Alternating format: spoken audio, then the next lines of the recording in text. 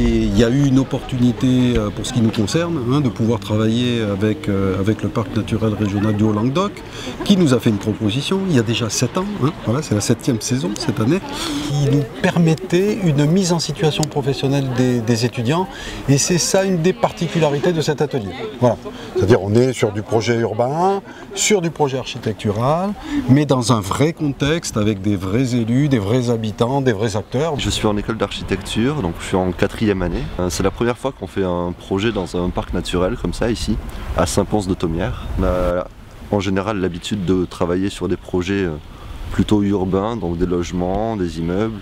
C'est intéressant de dès l'école commencer à mettre un pied là-dedans. Moi je l'ai choisi parce qu'on est dans du concret en fait, puisqu'on travaille avec la mairie, on travaille avec le parc, avec des problématiques réelles qu'on retrouve dans plusieurs communes, donc c'est intéressant de venir le traiter en vrai dans le cadre de l'école, ça nous fait une bonne expérience. Ça a conduit, sur les années précédentes, en tout cas en termes de résultats, à apporter aux élus, aux acteurs locaux, un regard réellement neuf et très très ouvert sur leur territoire.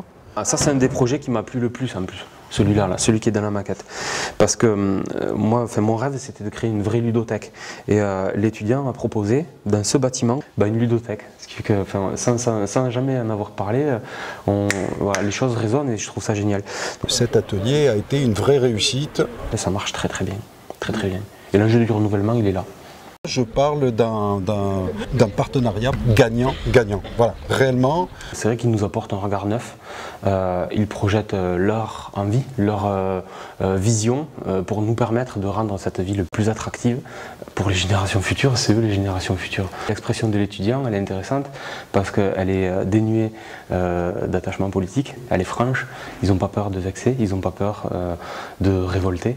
Et ça, c'est rafraîchissant, c'est très intéressant parce qu'on a un discours qui est complètement décomplexé.